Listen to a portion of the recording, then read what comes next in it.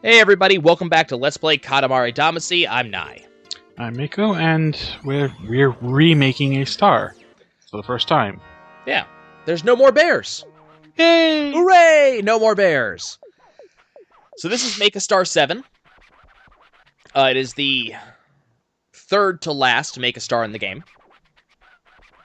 It's This is when stuff starts to get really interesting. This when stuff starts to get really fun. Confusion, hesitation, whims, shallowness. We're setting it all to Earth. You could avoid that last bit, but it is the king of all cosmos. If it's King of all Cosmos, you're definitely not going to be able to avoid that last bit. We're making a plump 6-meter Katamari. Ah. This is one of my favorite events in the game. Nah. So he specifically does that only if you go down this particular track of bananas. And he'll do it again, too. It's about to start up again. You have to pick up a certain amount of bananas in a row for him to actually do this little text. And I think this is one of the only levels where it actually starts. Mm. So if I remember correctly, when we were talking during the original recording of this, we were talking about lines. Mm. And we were talking about, if you're trying to really go fast in Katamari, and if you're trying to really get to be as big as you possibly can be in time allotted, you really need to pay attention to lines of items. And unfortunately, I'm not actually doing all that well in doing so right now. I've actually skipped entire sections. But the creators actually put down these series of items on the ground. You can see me picking up some of them right now while I wait for the weird bikes.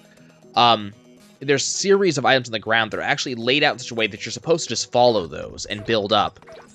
Typically, you only see them in the very beginnings of a level when you're gradually trying to build up to that first upgrade.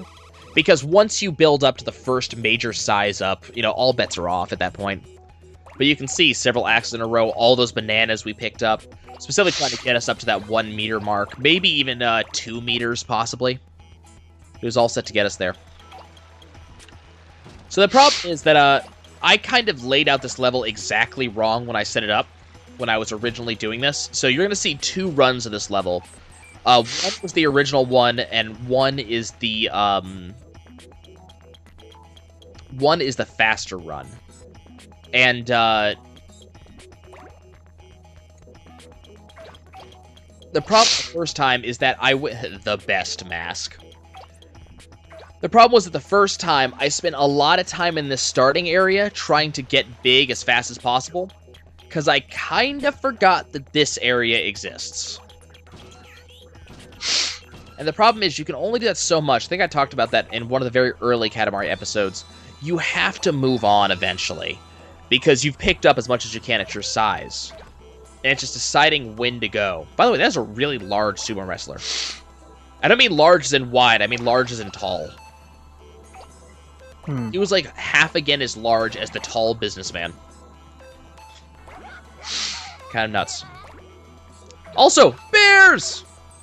Oh god, no! We can pick them up and he doesn't yell at us! It's fantastic. And here's Atlas, bearing his giant rock. But we're gradually building up. It's a very slow build on this level, because I screwed it up. We should be building a lot faster.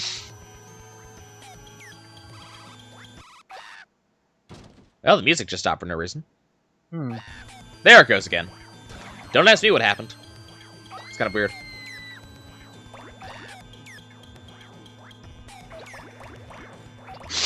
I think we were also talking about shoes during this level. Oh, right. We had gotten to a discussion on you, because you had just got purchased a new set of shoes. Yeah. And this is about, as the time of us recording this audio, that's about a week and a half ago. So, really surreal experience. I work in retail, as I've talked about a couple of times. And, I'm on my feet a lot. And, there's a potential promotion for me coming out in about a month from now, and if that happens, I'm going to be working on a sales floor roughly 44 hours a week or more. And that's not pleasant, just standing around all day long, because I don't get to sit down or do anything. I get maybe a half an hour break, but I'm one of those real busybody people who doesn't ever take breaks. So, that's not likely to happen. So, my mom, who is a nurse, suggested that I go to this place called the Good Feet Store. Interesting name. And specifically to go there and see about, one, replacing my shoes, because my shoes have a lot of wear and tear, but also to see about getting inserts and, like, art support and stuff like that. So you gotta understand that I live in a house of 4 women, depending on the time of day. Huh. And part of the thing about that is that I have a very dedicated glimpse of exactly which female stereotypes are real and which ones aren't from living with them.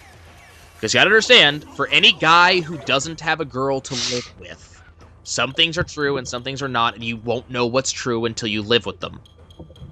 And if they outnumber you, all of a sudden you very quickly learn what really is true and what isn't. Sorry, when they outnumber you. So, one of the things that is very true, at least in my family, is that all the women in my family have a lot of shoes. Now, when I say a lot of shoes, I'm not talking about Carrie Bradshaw 78 pairs of Gucci, like, high heels. But what I am talking about is, you know, there's a shoe for work, there's a shoe for going to exercising, there's a shoe for school, there's a shoe for lounging around in the house. There's a little bit of everything. And some time ago, mostly because I didn't have the money to do otherwise, I started to pride myself on only really having one pair of shoes. Because reasons. Don't ask me where I came up with this idea. But the other thing that I kind of decided on, and I still stand by this, by the way, is one of the reasons why rich people are rich is because the stuff they buy, they never have to replace because it's so good. And I don't know if you've ever noticed, but have you ever bought, like, a really nice jacket and then a really suck jacket and noticed that the bad jacket wears out faster? Yep. So I decided to buy really good shoes and pay a fair amount of money for them because I figured they last longer. And that's pretty... But the other thing is I was probably wearing the shoes... I wear stuff into the ground. Like, I really do. The first pair of shoes I did this with, I replaced about 3 years ago. They lasted about... No, they replaced about 2 years ago. They lasted about 2.5 years. I wore them through until the rubber on the bottom was no longer there. The insole of the shoe was what I was standing. Yeesh. Completely worn through. Keep on, I didn't even notice this for a long time. So, I'm like, oh, well, I pay like $130 for these shoes. They lasted 3 years. That's a good investment. I should really go buy those shoes now. So I did. Moved down to New Orleans about a year or two after that. I went and bought another set of shoes for about $130, and that was it. And I left it there. And I don't have any... Well, I have other shoes, but I didn't really use other shoes. My family has tried to get me other shoes, and I continually resist as hard as I can. So I have 2 pairs of slip-ons that I only ever use when I'm lounging, and rarely if that. I have a set of tennis shoes that I don't think I've ever worn, and a set of those. They're not toe shoes, but they're the super slim shoes, like very very light soles and everything, so that way you can really feel what you're walking on, because apparently that's a good thing. So I have a set of those. But I only wear the one set of shoes that I wear. So, because of that, yay! We have completed our objective at 8 minutes 08. That's too slow. So, I went to the Good Feet store because I was mostly looking to replace my shoes, because I knew my shoes were wearing, but I thought they were kind of okay still. Mostly I was going to replace the insoles, because I knew that they were just worn. The phrase the girl used who took care of me was cigarette burns. And if you hear that and you've ever been to a kind of not good hotel with cigarette burns, you know exactly what I'm talking about.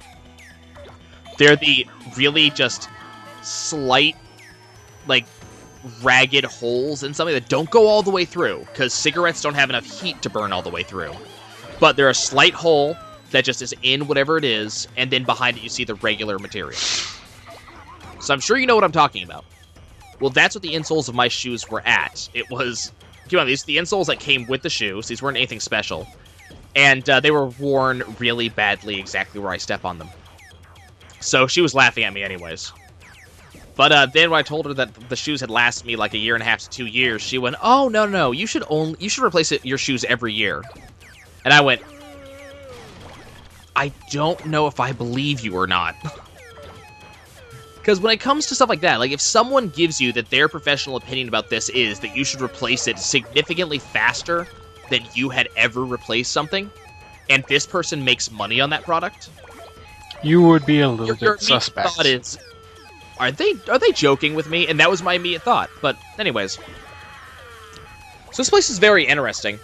They're all about, like, their entire business model is based on like shoes that give arch support and inserts. That's all they sell. That's their entire thing. And it was kind of a surreal experience because, like, in the United States, I'm not sure about elsewhere, but in the United States, there's, as much as you may see otherwise on television, there's a lot of cover up the body. You know? So in this Katamari run, we did get size. I was actually a little bit worried about size. We did get the size. We did get the exclamation point size. We did not successfully get speed, which was really annoying. But in the United States, we're kind of very much about cover up the body, except for the very specific parts that are okay to not have covered. So if you're in good shape, you're allowed to have your tummy uncovered, but you should really have shoes on. No shirts, no shoes, no service. So it's kind of a weird experience to have someone very specifically paying attention to your feet. I don't know, maybe that's just me. I don't get, like, pedicures or anything, so it's not a normal thing for me. So they had me take my shoes off, and the first thing they did... Hey, there's my Katamari! The first thing they did was take a footprint. And by footprint, I mean... it was a fingerprint for my foot. They had me step on... I didn't step directly on an ink pad, but they had a paper down an ink pad, and you step on the ink, you step on that, and it creates a print of your foot showing exactly where you step on the hardest. So the darkest areas are where you step down the firmest. As they're just trying to see exactly, like, how your tread goes, what touches the ground. Because apparently, there is such thing as an ideal foot. I did not know this. But, like, there's a very specific imprint that an ideal foot's supposed to make. Specific parts that don't touch the ground. And I don't know how many people actually have this or not. But the idea behind their business... and there's orthopedics, so it's, like there's legitimate medical background to this. The idea is that they take this footprint, and then using that and an assistance from a computer, you go step on... It's like the Wii balance board, is the best way to describe it. It's got 2 grooves for your feet, and you just step in there, and it measures kind of where your balance is when you're on both feet. So it's not just your tread as you're walking, it's also where you stand, what you stand on. And then the computer measures where you're standing, and it shows kind of like a heat map on screen, showing kind of where the most pressure is. And then it makes a recommendation of, this insert would help with this. And then they just go in the back and they grab you inserts and they say, here, put these in your shoes, walk around, let's see what happens. And it is such an odd feeling. Because you may not be aware of it. Like, it's one of those you're aware of your tongue right now things. By the way, I'm sorry. If you're breathing, I'm sorry for that too. So... you may not be aware of it, but when you're walking, a significant amount of the bottom of your foot is touching the ground. And certain parts of your foot should touch, apparently, and certain parts should not. So, like, the heel of your foot, the ball of your foot, your toes, those should touch. But the majority of the arch of your foot, like the sole of your foot, should not, apparently. So, what they do is they put, like, a plasticky insert into the shoe underneath the actual, like, insole of it. And that pushes up against the part that's not supposed to touch the ground. And practical benefits of this is that the places that are supposed to support weight, which means that your foot's not going to hurt as much, which I never had a problem with. But it's also going to make it so, like, your posture's better, which helps your back, which my family has back issues, so that's going to help definitely. And then if you're on the floor a lot, it is distinctly helping that when you're walking, your stride's a little bit better. So, again, the places that are supposed to support weight. But it was a very weird thing to be learning all of this. And the thing is, I work in sales too. So, like, when they had to leave me for a second to take care of another customer, they were all relieved when I said, no, it's fine, I understand. And they were very weirded out by the fact that I kept on asking questions to make sure I was getting the right product. The woman even outright said to me, I'm giving you a lot more information than I thought I'd be giving you. Not in like a, wow, I thought I was going to rip you off, but in a, wow, most customers don't ask this many questions. So it was very weird. And then she takes a look at my shoe, and as I'm walking around, she goes, how long have you had those shoes? And I said, well, it's been about 2 years. And this is when the your replacement every year thing comes up. And I'm like, oh, I didn't know that. And she goes, yeah, I don't know if you noticed, but the right sole of your your right shoe, the sole of it is worn through in such a way that your foot tilts and slides to the left every time you take a step, which is probably hurting your hips and you don't even know it. And I had never noticed that. So when I put my shoes back on to go walk around to look at other shoes to decide what I wanted to buy, I started noticing it and it was driving me nuts. Like, it's seriously one of those, like, didn't notice it until she said something. Then she says something and, like, it's, oh god damn it, now I know exactly what she's talking about. The FedEx Arrow. Yeah, exactly. Amazon Arrow. But, so it was a very surreal experience there. And then it was also just the type of shoes I bought. So, I'll be honest, the shoes I bought are not flattering at all. They're these big black leather things that I swear look like Frankenstein shoes. Because they're not, like, most shoes are built for kind of that ideal foot design. So, I say design as if someone, you know, in the womb, you're in the womb and your mom looks down with a stencil pad and she goes, okay, I want it to look like this. But most shoes are made for that, so they kind of get thinner as they get around to the arch of your foot. And if the arch of your foot is right, that's fine. If it isn't, it's not. Mine isn't. So my family has flat feet, and I have a little bit of those genes. So, it was a very, like, weird thing to notice some of the tennis shoes she was pointing out, which I was not comfortable with. I don't like tennis shoes that much. But she was pointing out that, hey, maybe the reason you're not comfortable is the fact that the arch goes narrower. Maybe you should try one of these shoes where it doesn't grow narrow, just like this flat panel on the bottom. Think like, what are those things called? Those canvas shoes, Chuck Taylors? You know what I'm talking about?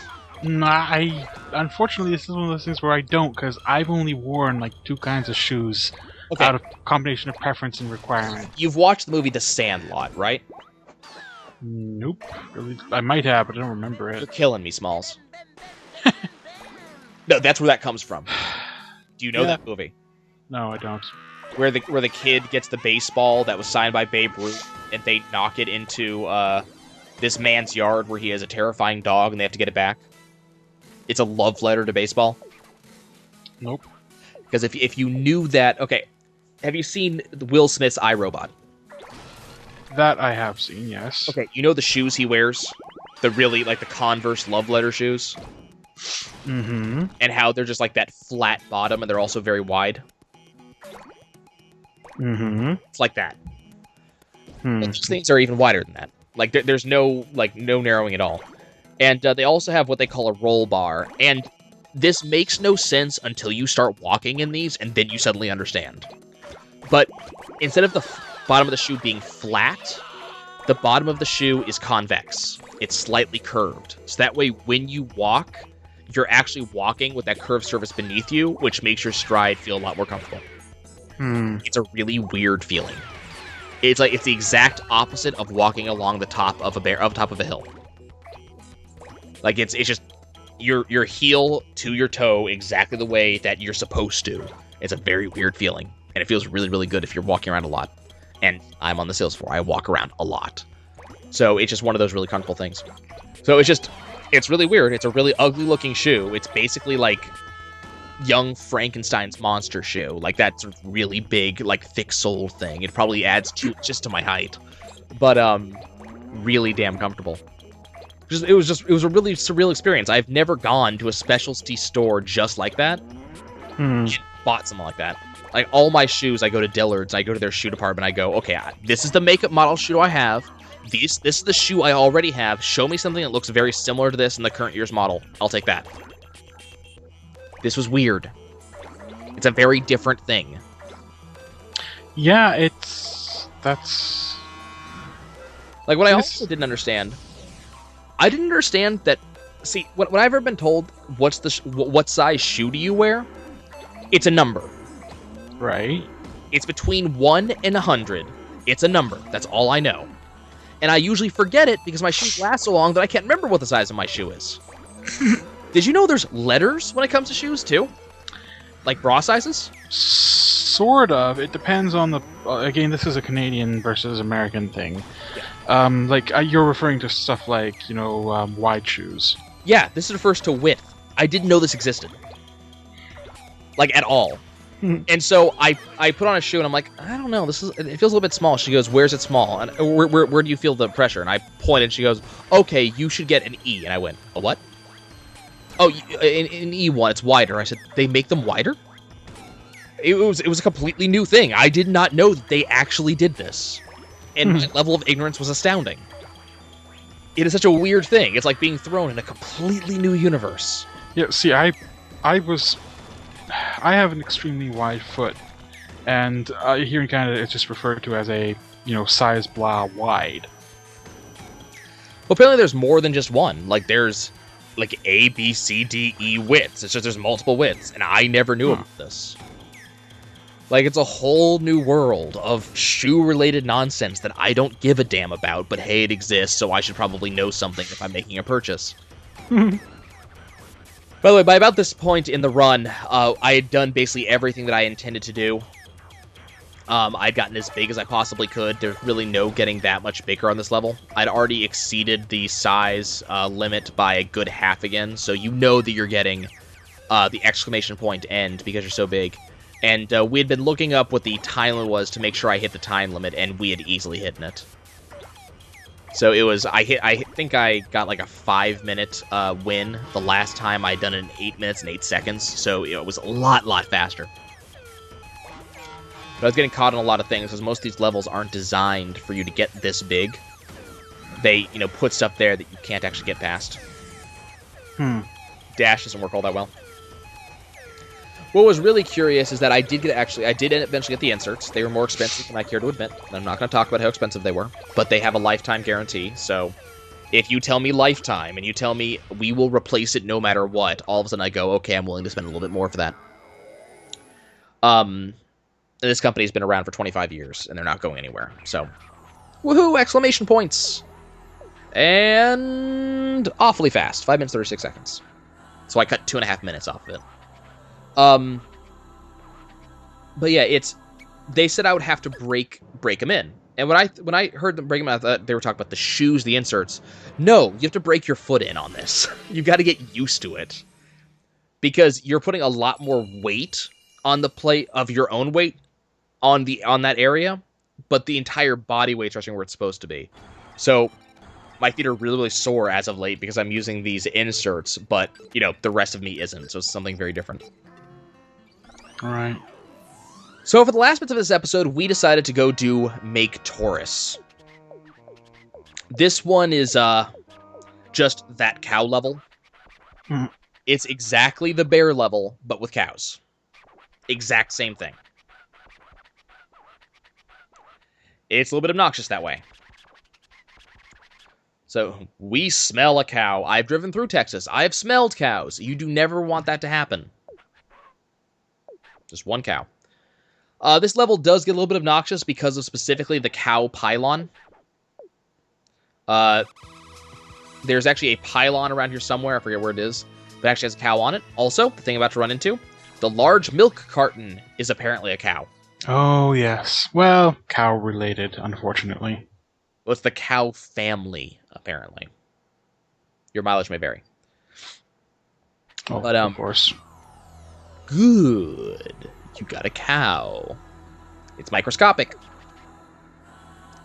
We didn't lose a teeny tiny cow like this. You jerk. We shall now release it to the sky with a deafening moo.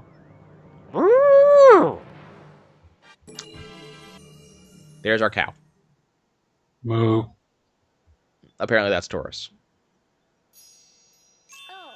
And here's our girl on drugs. I feel the cosmos. Please consult a doctor if you end up seeing seeing the cosmos for more than 4 hours. Yeah.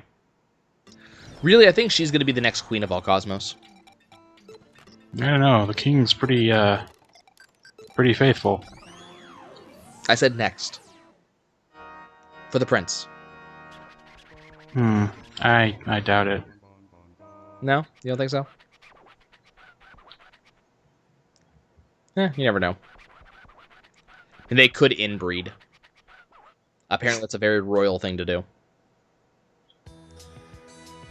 So we actually went and did a actual cow run. I wasn't actually expecting to do much, but that's a milk carton. Don't hit it.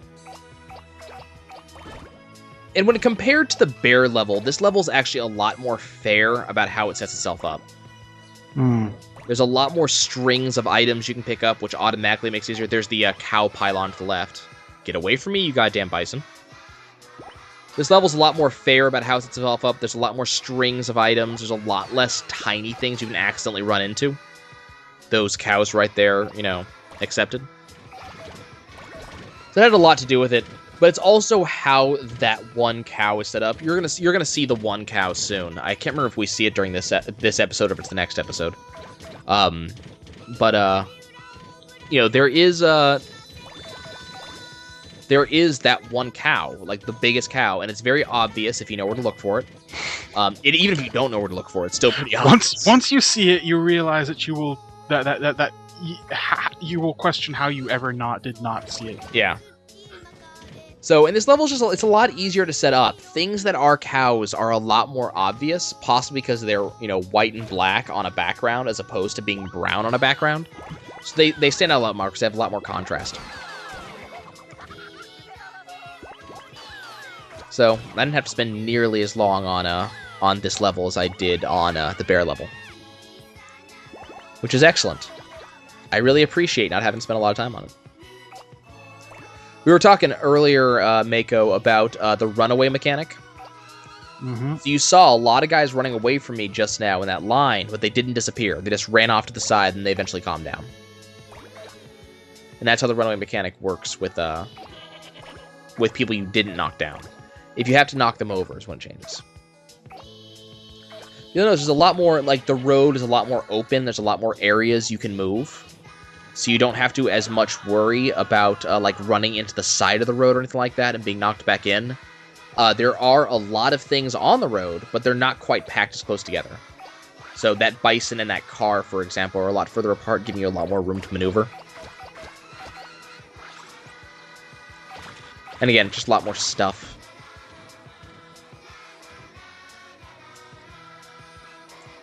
Also, I think the song change helps.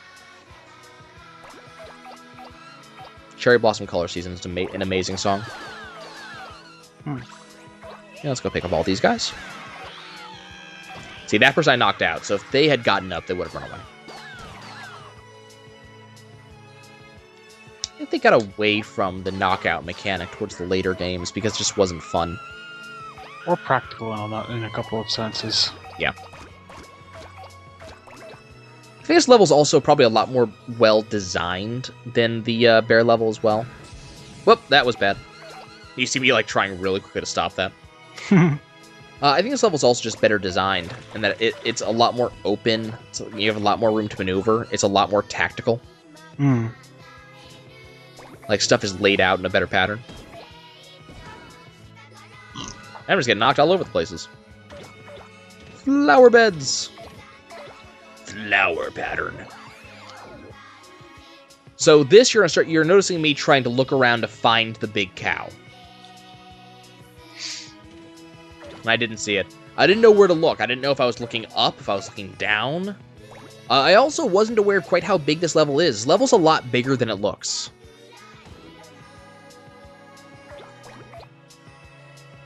A lot of them are like that, actually. Yep. Well, this one's even more so, because you have the very large city area that I'm playing in right now. There's more to this level than just that. You have the spinny plates that are trying to throw you down. I believe every one of those signs that you saw down there below the spinny plates are all cow signs. So those spinny plates are literally trying to knock you into cows. Like, that was the game saying, you know what? You can risk it, but there's a punishment if you fail this. Don't really want to go down there onto the beach. There's really nothing there. There's a bunch of bison, there's a bunch of trees, and that's about it. And they're not like the really good let me get a bunch of size trees. They're just like these really crappy small trees. I promise, there's a difference. I got really lucky that bull was not small enough to be picked up yet. Can't get that car yet. I was hoping that up here near the farm there would be other stuff. And I think you can actually bowl yourself out there. And I don't know what's out on that island out with that building, so I'm still looking for the cow. So you can try to go down that ramp and try to bypass all those cows and get to the building out there. I bet you there's probably a bunch of size-up stuff out there if you actually get there, but I didn't really feel like it. It's risky. I don't like risks.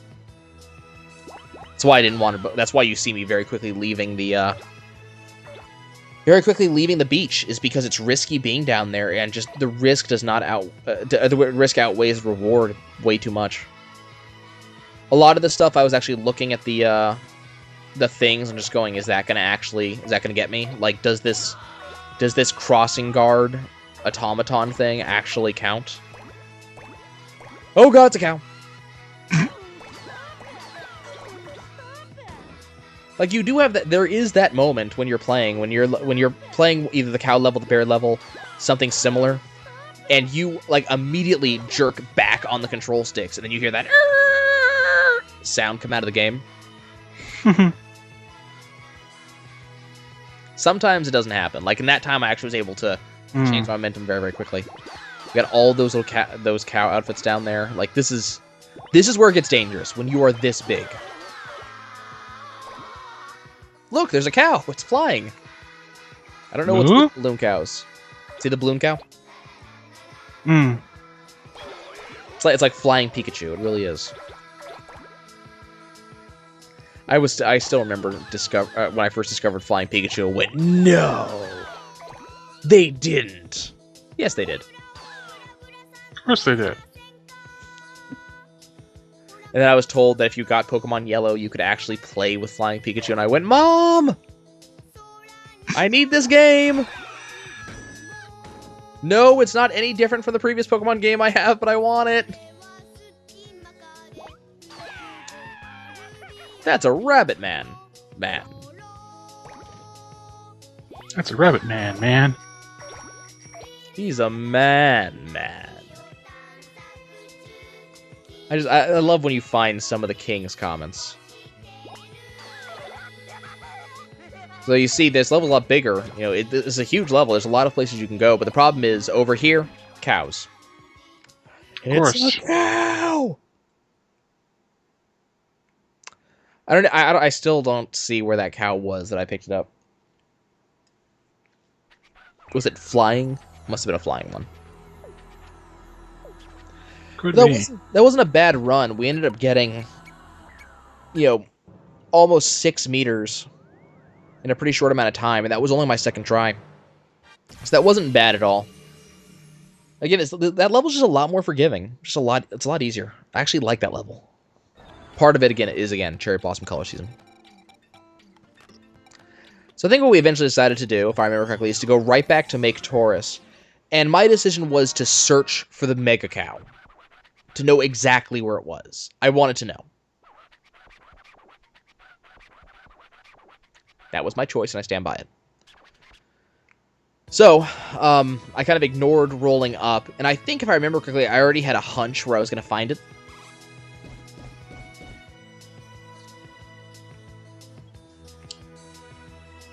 See the Mega Daruma? Now, I can't remember if I fell off there on purpose or if I just accidentally got myself knocked off. But you'll see me, I'm not picking up anything. I was just specifically looking to see if I could find the cow.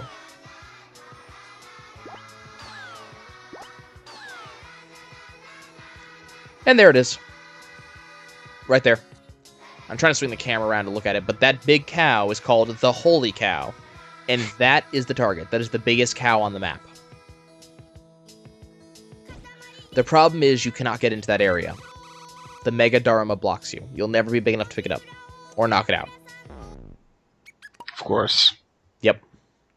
So, we will have to, in some other way, pick up the Mega... or get that Holy Cow. And you guys will see how we did that next time. Ta-ta.